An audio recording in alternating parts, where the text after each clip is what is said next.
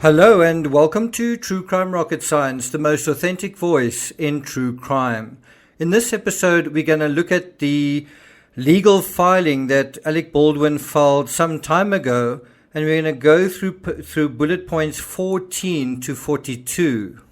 That's pages 5 to 14 or 9 pages of the 37-page legal document. Before we get to that, if you haven't subscribed to the channel, please do. Like, share, leave a comment, and let's get started. So as we go through this, we really want to highlight certain sections in the section dealing with factual allegations. The first point is that Rust is conceived. Apparently in 2018, Baldwin partnered with Joel Souza on a draft script for a Western movie. Baldwin had previously been in talks with Souza to act in one of Souza's prior films, Crown Vic, but had been unable to do so because of scheduling conflicts. Page 6. The Western Rust tells the story of a young boy who accidentally kills a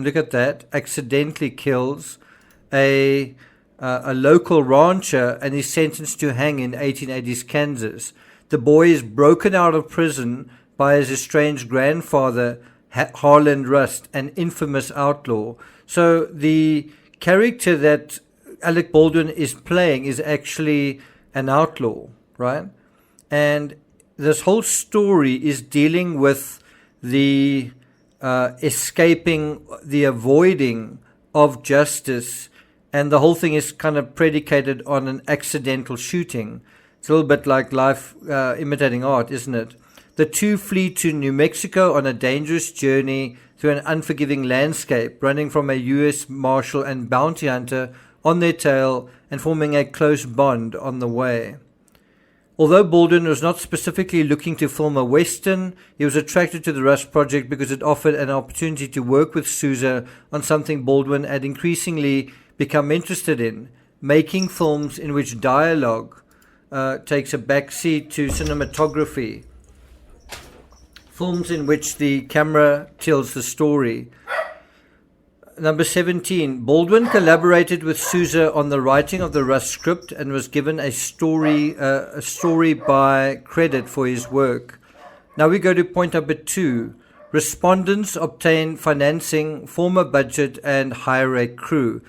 And this is, you'll see that it's quite relevant to the way that this is set out in this legal filing in terms of how Baldwin sets out how he was managed, or how other people managed him, and how the whole production was directed.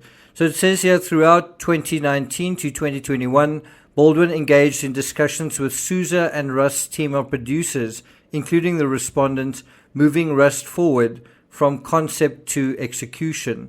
I think it's quite important to emphasize here that Baldwin was really the one who was spearheading all of this. He was the one that's really it was really his idea in a way. Baldwin engaged in these discussions.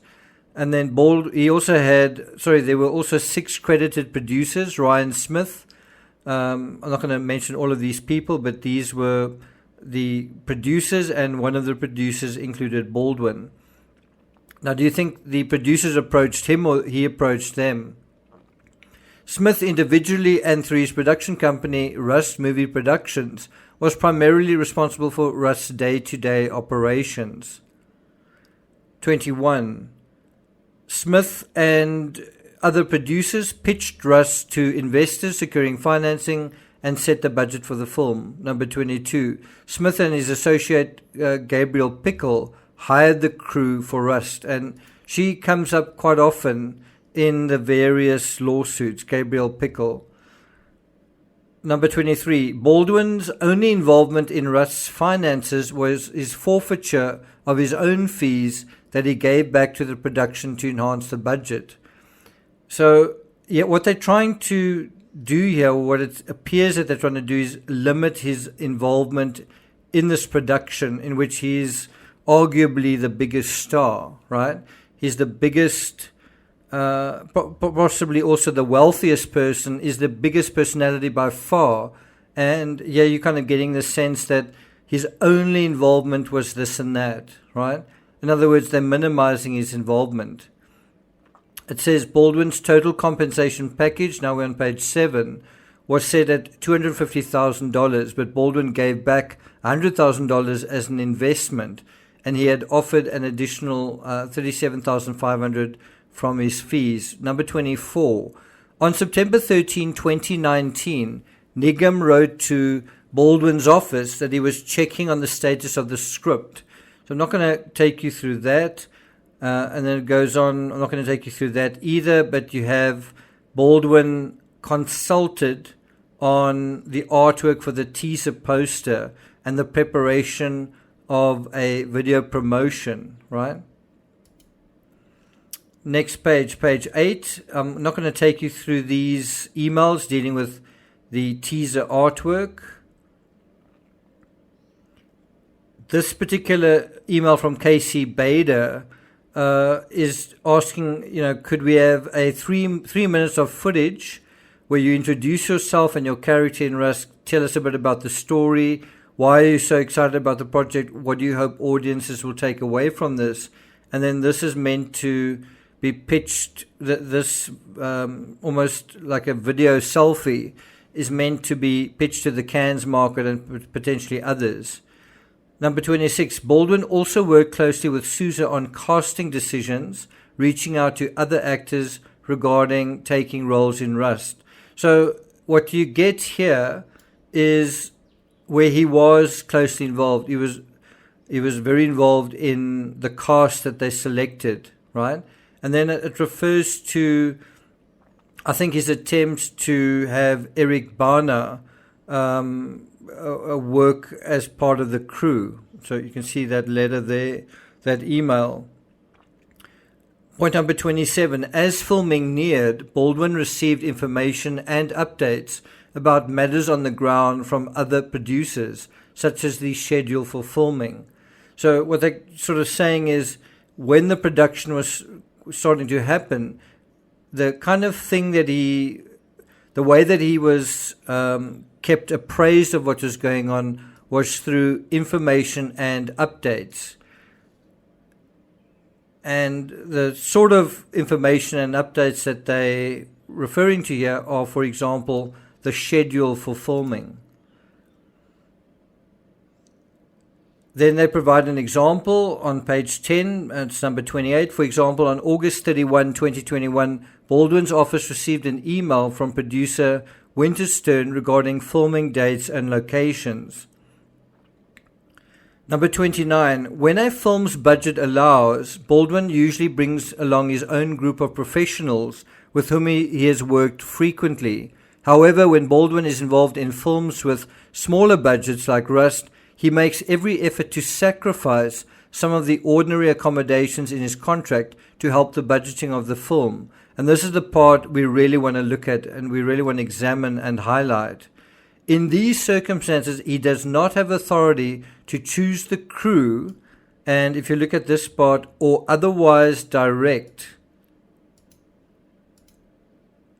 the non-creative aspects of the film. Now, we've already dealt with this aspect here where he apparently does have input in terms of the casting, right?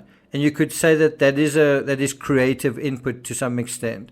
Now we have reinforcement to that where he says he does not have the authority to choose the crew or direct the non-creative aspects of the film. And this brings us to this idea of the actual incident. What was that? Would you call that a non-creative aspect where the camera is on Baldwin? Not only is the camera on Baldwin, it is this important shot where they are trying to get the angles right, and how many people were present in the church when it happened? 12, 14 people. And would you say that that is a non-creative aspect? Would you say that you can argue that he may not be involved in non-creative aspects, but would you say that that is a non-creative aspect? And we do get the sense from what he said on ABC News that he was involved and he was in a discussion with Helena Hutchins on how to do this cross draw. He was offering her suggestions and she was offering them back. The question now is, who is really directing who? Who is directing whom in this situation? So if Baldwin couldn't direct the non-creative aspects of the film, and it's already been ascertained that he could be and he was involved in the creative aspects, such as the teaser, why wouldn't he have been involved in directing or in influencing the way he as the lead actor and producer was portrayed in a certain scene, in a certain close-up scene? So what this legal filing is trying to do is minimize his involvement and minimize his role and put him almost as a passive position. And although that is what they're communicating, do you think that is true? Do you think that is accurate? Do you think that is what is actually playing out? So we're going to go through another 12 of these points. Baldwin's correspondence regarding Rust establishes that he was introduced to crew members shortly before filming began and did not play a role in their hiring. It seems like they're trying quite hard to stress what he wasn't doing, right? For example, Baldwin was introduced to the head of Rust's makeup department just weeks before filming began, on September 24th, 2021, via Lockhart's email contact with Baldwin's office. Page 11. Baldwin was introduced to Rust's costume designer, Teresa Davis, in August 2021. And there you see that correspondence. Now, what I find quite interesting is not the emails and correspondence that's in this filing, it's what's not in there. Where are the emails and texts between Baldwin and Alina Hutchins? Where are the texts and emails between Baldwin and the producers regarding safety issues? Where are those emails? These are all sort of so what type of emails, if that makes sense. Now we get to number 33. Email correspondence with Davis further shows that Baldwin affirmatively requested gun training. So yeah, it's kind of almost a feather in his hat to say that he was taking an active role in wanting gun training, right? And it says, by the crew members responsible for firearms on the Rust set long before filming began. I don't know if September 12th is long before filming began. It's really 2 weeks. Is that long before? In any event, in a September 12, 2021 email, Davis noted to Baldwin's assistant that he wanted me to ask you to find out who is in charge of the guns on this movie and to get him some shooting lessons. So what I find quite interesting with this is here he is taking an interest in the crew, isn't he? He does seem to be taking an interest in the crew. Who is in charge of the guns in this movie? And then he's also asking for shooting lessons. Then he's informed about the Rust armorer, and I don't really see, maybe it's this particular email. He wanted me to ask you to find out who's in charge of the guns and to get him some shooting lessons. He also mentioned that whoever is in charge of gun belts, I believe that is props, should research to see if they should holster, if they had shoulder holsters, because he would prefer that to a big waist belt. I wonder if that has something to do with Baldwin's perception of his own fitness, and if there's going to be, if the camera would then emphasize his waist and his gut and his stomach, and perhaps he didn't want that to be the case. I wonder if that was why I wanted the emphasis on the shoulder holster, but it just shows you the attention to detail. So the interesting part is that at this point, when he asked about who's in charge of the guns, Hannah Gutierrez Reed hadn't even been hired yet. Baldwin's request to find out who's in charge of the guns in this movie indicates he was not involved in Reed's hiring and was unaware that the film had not yet hired an armorer. I don't know if I buy that completely, because you would imagine that the response to the email would be, well, we don't have an armorer yet. And if you look at what he says here about something about he affirmatively requested gun training long before filming began. Well, if there wasn't someone available, right, if he did want this advanced training and there wasn't an armor available, you would imagine that he would have been informed of this. And one wonders whether the idea wasn't floated in front of him. We're struggling to get hold of an armorer. What do you recommend? Who made suggestions that they combine the role and that they get someone with no experience? Whose idea was that, and who had input into that?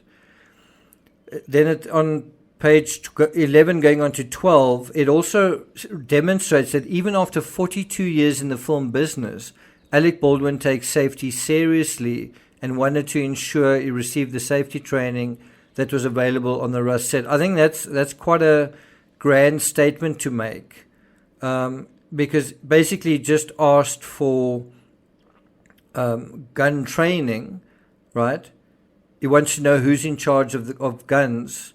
I don't know whether that means that he's taking safety seriously. It means he wants gun training. It doesn't necessarily mean he wants safety training. Anyway, I guess it's a matter of interpretation. So then you go to this next section. Baldwin and his production company entered into a contract with the respondents. I don't want to spend too much time on this. Point 34, Baldwin's production company is El Dorado Pictures. Consistent with Baldwin's involvement to that date, the producer agreement emphasizes the creative role in the Rust production. That, as I say, is quite an interesting legal point. When the incident actually happened, was it Helena directing him, or was he having creative input in that, deciding, how about this? How about I point it more this way? And so who ultimately is responsible? Is Helena responsible for her own death, or is the person holding the gun who pointed in a particular direction responsible? And I think some of the people in that room could probably provide some input into that. Then it goes on to say,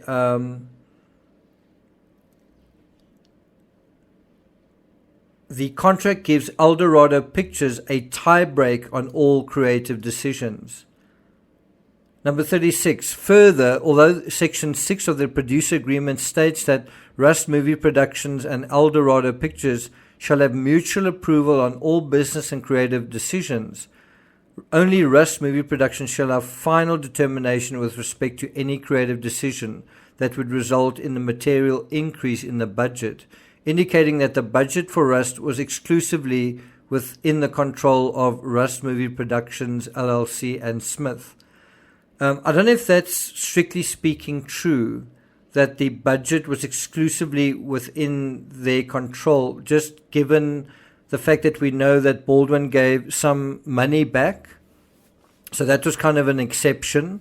And then also the fact that we know that Helena herself, I think she went without a camera crane on a particular day in order to help with the accommodation budget.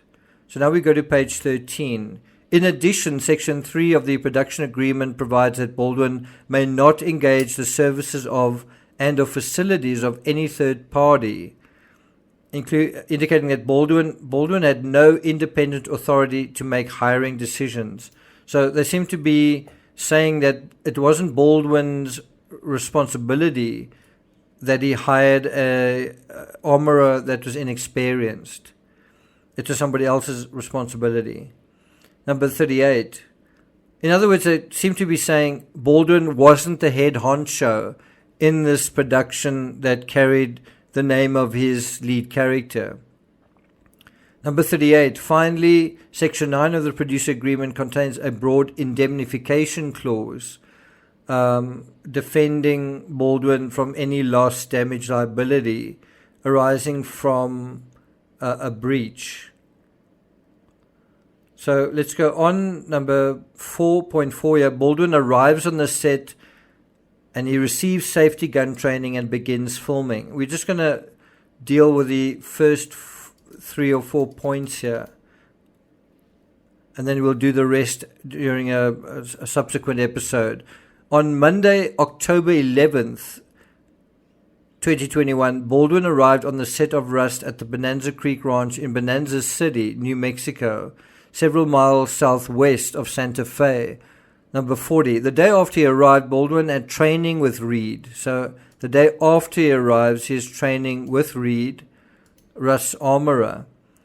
And what I think could have been or should have been brought up here is if he had any reservations then, did he say anything? He would have known when he had this training, he would have met with her firsthand, and this was very early on. He would have known or guessed at her inexperience given her age and given his huge amount of experience, right? Training lasted 90 minutes. During the session, Reed reminded Baldwin of gun safety measures he had learned at substantially similar gun trainings throughout his career, such as always putting the gun down immediately once cut is called and not to force the gun if it jams. Again, I find this very wishy-washy. One would like to know what that training actually involved. Was it shooting at tin cans? Were they using live rounds? Where did it take place? How many weapons did they use? And we want to really get a better sense of what that was all about if it went on for 90 minutes. Also, whether there would be this formality of... Anyway, let's go to 41. Reed did not instruct Baldwin to check the gun himself. In fact, she told Baldwin that it was her job to check the gun, not his. Similarly, Baldwin believed, based on prior gun safety training he received on movie sets, that actors should not unilaterally check guns for live ammunition. So you kind of have this situation where you have this young, inexperienced armorer who gives him advice, and now she's actually very experienced and she knows what she's talking about. So in terms of his culpability, it's her experience that he's deferring to in this sense. Meanwhile, he's actually by far the more experienced in terms of movie sets between himself and the armorer. It goes on to say, if actors want to check a gun for their own peace of mind, they should only check the gun with the armorer closely supervising the process. And what this seems to be angling at is if the armorer isn't in the building, and she wasn't, then the actor can't actually check the gun because she's not there to supervise. So once again, it's kind of saying, I can't check the gun because the armorer is not here. In other words, actors may jointly inspect the gun with the armorer, but never on their own. And so one does wonder, can you not check the gun with the assistant director? Baldwin had been told during prior gun safety trainings that a gun must be rechecked and cleared by the armorer if the actor unilaterally checks the gun without the armorer's supervision. Baldwin followed Reed's instructions during the gun safety training and throughout his time on the Rust set. Well, I don't know if that's strictly speaking true, because it says here, the gun must be rechecked and cleared by the armorer if the actor unilaterally checks the gun. So, number one, the actor didn't unilaterally check the gun. And what's more, where it says,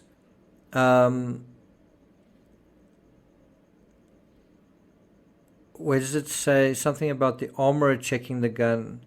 So it seems like it is, in this particular filing, it's sort of made clear that it's only up to the armorer to check the gun, not the actor. And that's something that we've heard differently from other actors like Nicolas Cage and George Clooney. Number 42, I'm not going to take it further than this. Reed also offered Baldwin cross-draw training, which was specific to what he was going to do during that scene. Cross-draw training is not focused on gun safety, but rather the motion of pulling the gun from the holster. Baldwin has drawn a gun from a holster on the set many times and did not require this training. So while they sort of emphasized the fact that he was very safety conscious and he got this training well in advance, or he wanted well in advance, he doesn't actually even need the training. It's actually a contradiction. And they say he was comfortable with the technique. In addition, Baldwin's holster had not yet been properly fitted by the wardrobe department.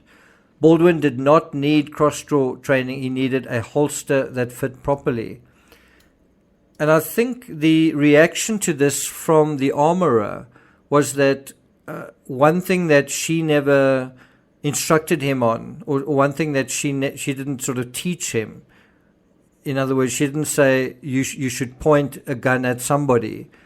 That was something that he did, either because he says someone directed him to do it, but ultimately the weapon was pointed at someone. And I think her point is whether somebody told him to do that or not, it should never have happened. And that is almost like gun safety 101, rule number 1. And that is actually seems not to be even mentioned in this legal filing. Do you notice that? So the legal filing, while it is quite a good narrative, seems to leave out certain pertinent points, doesn't it? It's not so much what's in the filing, it's what's not in it. Does that make sense?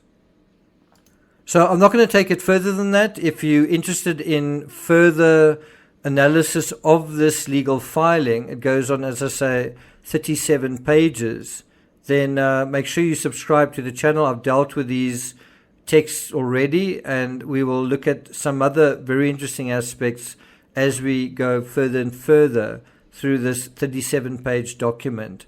Thank you for listening, and I'll see you guys next time.